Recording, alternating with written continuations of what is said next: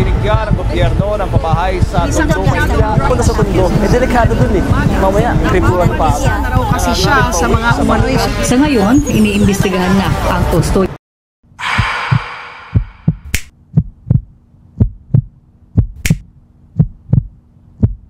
With the help of Upskills Foundation, we still manage to constantly strive. My name is Jane Walker. I'm the CEO and founder of Upskills Plus Foundation. I am nearly 60 years of age. Started this work when I was 33. I was homeless when I was 15. It was a really dramatic period of my life. I needed to give up my dream. I had to take whatever jobs I could. All I wanted to do was find ways to help these children have a better life. And they were my inspiration. Ako po si Gemma Ignacio, 12 years old, grade 4 elementary school.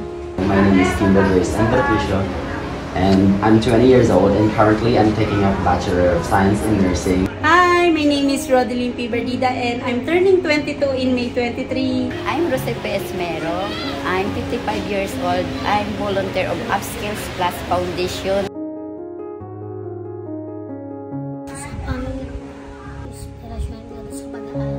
Kahit di tayo sigurado, matututo tayo kahit hindi tayo sigurado kung tama or mali yung sitwasyon na patahakin natin. Para sa akin, ang pag-asa ay hindi lang humihinto sa ngayon. Ito yung tumutuloy sa susunod pa. Kaya nga may kasabihan, di ba? Hanggat may pag-asa, patuloy lang ang buhay. Pagkatapos ng pag-aaral ng aming mga anak, dahil sa hirap ng buhay, doon na kami umaasa po. Amazing because in spite of all the challenges that I've been through, I'm one of those students who less fortunate. I still get the chance to study in the medical field. I'm just grateful to be here. Pag-usbong. Kasi mula sa baba, nag-uusbong tayo pataas hanggang sa nagiging isang puno tayo. Kasi wala.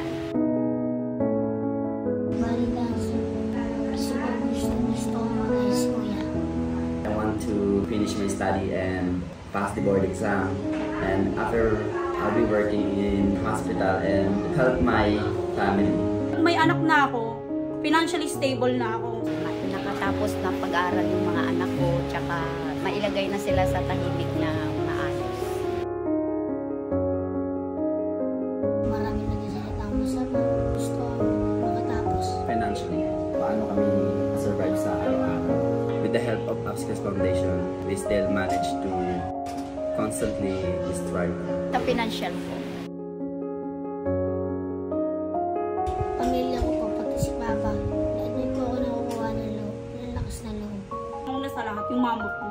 Kasi kung sa pagsubok lang yung pag-uusapan, kung sa edad ko ito marami na akong pinagdaanan, paano pa yung mama ko na nakikita niya yung mga anak niya na nahihirapan, walang makain. So, ang inaano ko na, hindi ako pwedeng sumuko kasi yung mama ko nga hanggat maaari. Matanda na yung mama ko, nahihirapan na nga siya lumakad eh.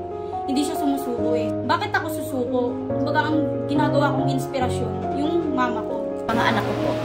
Lumalakas po ako sa mga anak ko, tsaka na-inspire ako dahil ang mga anak ko po ay mga mababait. Sa pag-aaral ko, bakit sa gabay po ng family ko. Ang akin yung eagerness to get that dream.